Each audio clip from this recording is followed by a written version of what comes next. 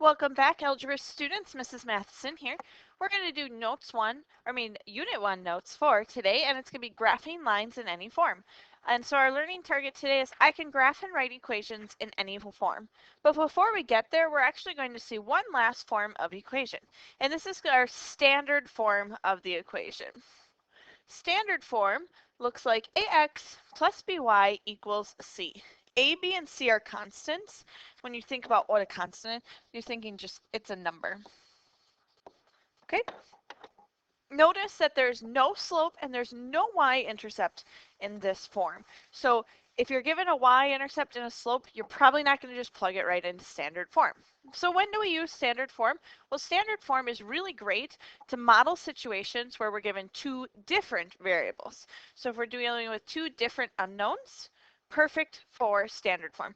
We also will graph when we are given a standard form equation, but typically we're going to be turning the standard form into slope-intercept form in order to graph these equations. So let's go right into our first few problems. It says write the equation in standard form. Well, remember that standard form is ax plus by equals c. Well, if we look at our problem 1, we see our 3x and our negative 2y are on the left side, and then we have that plus 4. So we need to move that over to the other side. Because we're moving it to the other side of the equal sign, we actually are going to be doing the opposite by subtracting 4. So we have 3x minus 2y equals 5. And now our equation is written in standard form. So not too bad. Looking at number 2, number 2 has the same problem that number 1 has. It has that minus sign, minus 7 on that side. So we're going to go ahead and add 7 to both sides. So we get negative 6x minus 5y equals 15. And there we have our equation in our standard form again. All right, so here it says write the equation in standard form, and we're given two ordered pairs. Well, before we can write it into standard form, we actually need to be putting it into point-slope form. Because point-slope form, which is y minus y1 equals m times x minus x1, is what form we're using when we're given two ordered pairs. The first thing we find is our slope. So let's remember, we have an x1, y1 ordered pair, and we have an x2, y2 ordered pair. Slope formula, we're going to do 1 minus 3 over 2 minus 1. On the top, we're getting a negative 2. On the bottom, we get a 1, so we're going to reduce that down to negative 2. And that's our slope. Now we choose an ordered pair, and it's really not going to matter which ordered pair we use. I'm just going to use the first one. If we choose to use the second one, or you choose to use the second one, it's going to end up giving us the same thing. All right, so we're going to again put it into the point-slope form. So y minus 3 equals our slope of negative 2 times x minus x1. All right, point-slope form. Now, to convert point-slope form, the first thing we want to take care of is getting this parentheses gone. So we are going to distribute. So we have y minus 3 equals negative 2x, and a negative 2 times a negative 1 turns into a positive 2. Okay, we want to get our x on the same side and our y, we want to get rid of that minus 3 there. So let's add 3.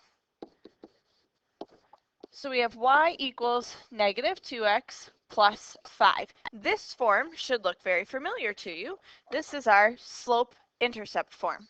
And now to change from slope-intercept form to standard form, we need to move our negative 2x to the other side. So we're going to add 2x on both sides. Now y and 2x are not like terms, so I can't combine them.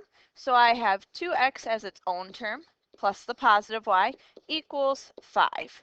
And there we have our standard form equation. Now notice we see all three forms that we've talked about.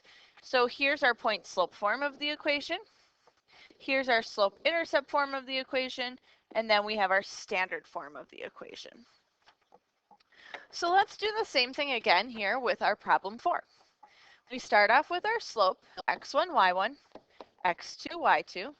So we're going to do our slope minus, or negative 5, minus 3 over 0 minus negative 4.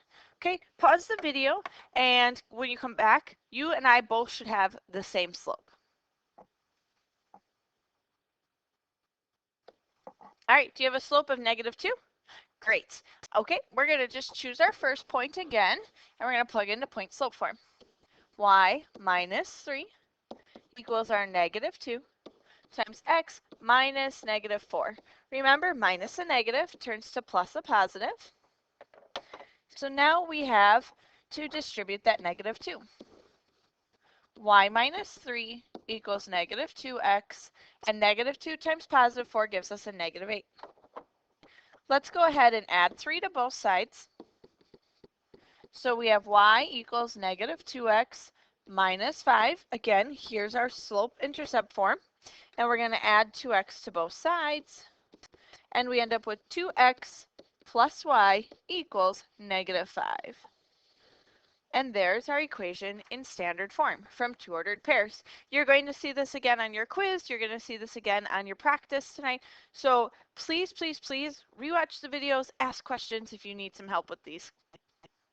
All right, so now let's write our standard form equation for the situation that we're given. All right, we have $10 to buy carrots and tomatoes for a salad. Tomatoes cost $2 per pound and carrots cost $1.25 per pound. Let's go ahead. We have two unknowns here, so this is a perfect setup for standard form equations. So we have tomatoes, and let's call those x.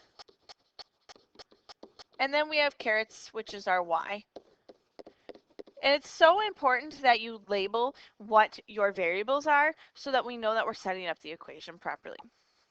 All right, tomatoes cost $2 per pound. So if we do 2 times x, which is our pounds of tomatoes, that's going to tell us how much we spend on tomatoes.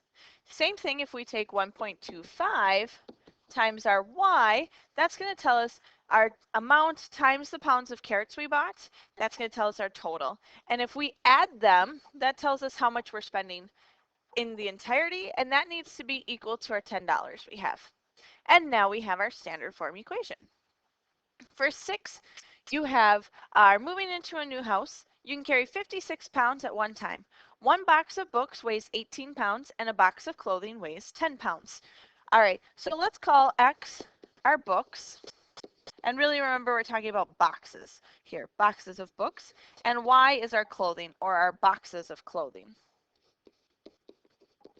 I want you to see if you can come up with our standard form equation for problem 6. And we'll finish the notes on the back side, which is all those graphs in class the next time we have class. And we're going to be practicing graphing from slope-intercept form, from point slope form, and from standard form. Don't forget to go on and take your Schoology quiz, and we'll see you guys later.